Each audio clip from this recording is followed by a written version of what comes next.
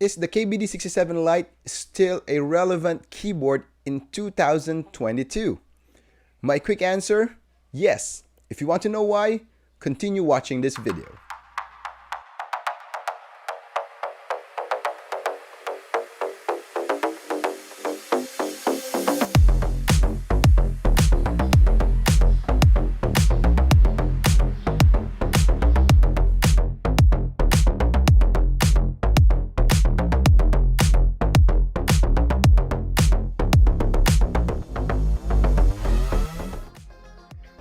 The KBD67 Lite is one of the most sought-after mechanical keyboards of 2021.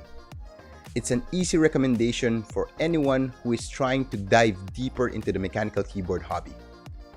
I got mine 6 months ago off a local marketplace, and during the time that I bought my keyboard, it was selling really fast. I remember when someone posted their KBD67 Lite for sale, in 5 minutes it's gone. And luckily, I was able to get mine, and I was able to get the wireless version. The question is, in 2022, is this keyboard still relevant? Is it still worth it?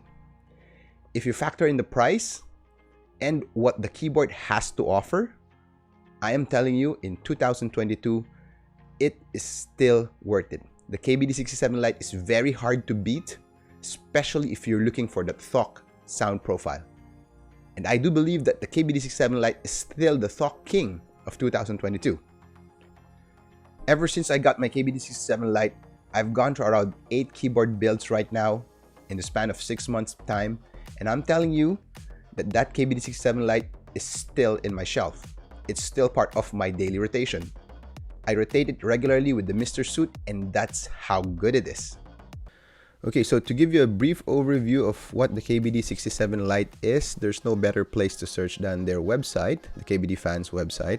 And here you will find a lot of technical details about the keyboard. So I know there are a lot of technical details already present in the review, as this has been one of the hottest keyboards of 2021. But I'll just point out the things that I really like. So for the R3 round, there are several changes, but not that much. If you can get your hands on the R2, the experience would probably be the same. The significant changes for the R3 version would be a lot of colorways, a lot of color schemes that they launched, which look really nice. I got myself the new color case of, I got my keyboard a new color, the green casing, the green housing. So in this page, you will find the different color designs and the comparison between R1, R2, and R3. So what I loved about the R2, I got my version around the R2, is that they offered wireless PCB. And I find this very useful because I bring my KBD67 Lite during my clinics when I go to the clinics and see patients. And what I loved about the KBD67 Lite is that it's light, but it's not cheap feeling. The weight is just good enough for me for transport and even for office use. So there's a wireless PCB option since the round 2. In round 3, as you can see, one of the main difference is the color schemes. So they just came up with a lot of different colors, which is very good. Okay, and there's an optional bottom silicone pad. Okay, and multicolored PC plates, which for me, those are not significant. For me, the experience between the R2 and the R3 would pretty much be the same. Okay, so they offered also a ISO layout for R3, which I think they didn't have for R2. Okay, going into the mechanics of the keyboard, the internals of the keyboard, this is what I want to point out. There are several layers, which is by themselves really good enough. At first, when I used my KBD67 Lite, I placed in a PE foam and a Tempest State mod to make it sound fuller and more marbly. But as time goes by, I find that the PE foam was stealing too much of the original or the native sound of the board. So I removed that PE foam and just placed 3 layers of Tempest State foam, and that's basically it. So it is a gasket mounted keyboard, but it's not your typical or your usual gasket mounting system. It's not the traditional gasket mounting system. Comparing it with the Q1, this is the more traditional approach to gasket mounting, wherein you have your plate, whatever material the plate is, and it has gasket strips all around it. Gasket strip here, on top, and on the bottom. It will rest on the lower case and the upper case. It will be sandwiched there, giving it a gasket style mounting. In the KBD67 Lite, what we do have is this mute silicone sheet.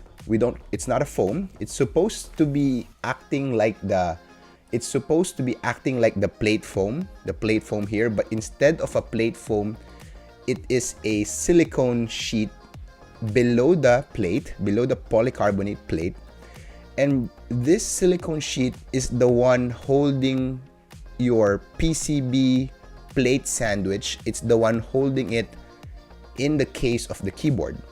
So as you can see, there are feet here, silicone feet around the board, but you can actually assemble the board and not use those silicone feet. I tried assembling it with the silicone feet and without the silicone feet, and I don't notice that much of a difference. So what is actually holding the board around your case, your upper and lower case, is the whole silicone pad, the mute silicone pad below the PCB. This part here, as you can see, these protrusions over here, and somewhere over here in these areas, those are the ones holding your sandwich, your PCB plate sandwich in place, and those are the one acting as a gasket mount. As a result, this is a solid silicone piece and not a foam.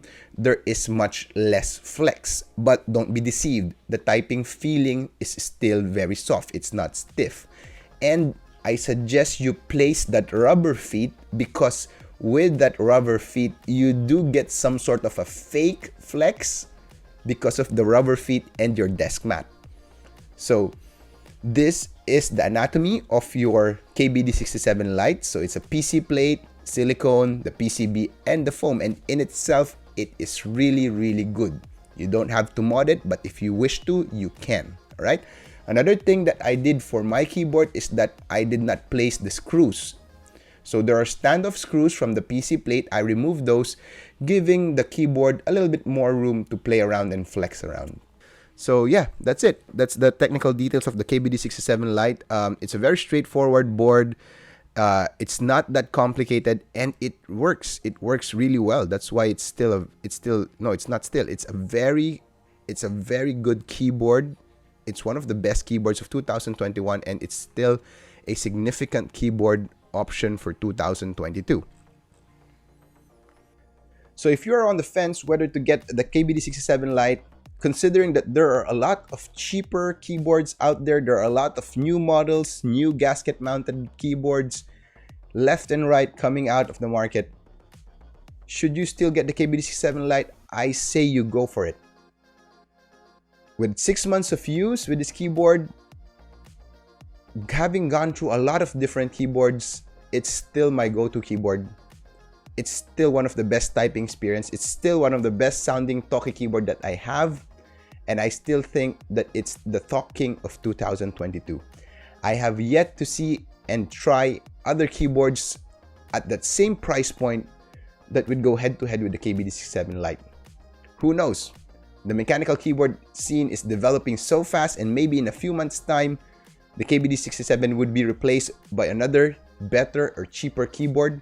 But for now, it's still one of the best keyboards of 2022. And if you're thinking that you might regret the purchase because it might be outdated, I'm telling you it's not. Go for it. Go try it out yourself. It's a value keyboard. It's a good keyboard, and you will enjoy it. So this is my review of the KBD67 Lite R2 and R3. It's pretty much the same. It's a wonderful keyboard. It's an amazing keyboard. And before I end this, I would like to shout out to one of our partners for this video. This video is made possible by Custom Keycaps PH. Amazing quality keycaps that will not break the bank. So if you're in search for that keycaps that would not compromise on quality, at the same time would be more affordable than most of the keycap options out there, then you can check out their page in Facebook. It's Custom Keycaps PH. So again, Custom Keycaps PH, please do check them out. So we do not end a proper keyboard review without the sound test. I will indulge you with the sound test of my KBD67 Lite with the various switches that I have tried across the 6 months that I'm using it. Enjoy, and thanks for watching.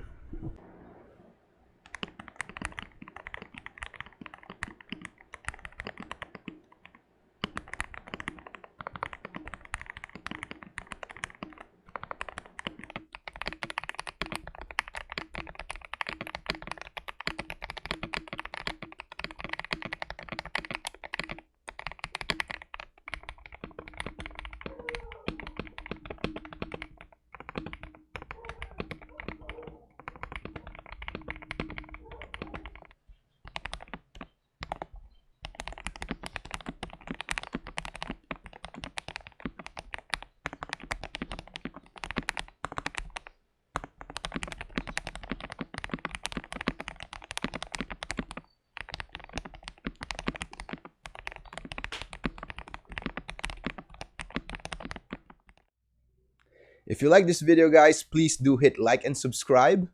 Please do hit that notification button. You can watch my keyboard review of the Mr. Suit and my keyboard review of the Keychron Key1 in this channel as well. Thank you for watching.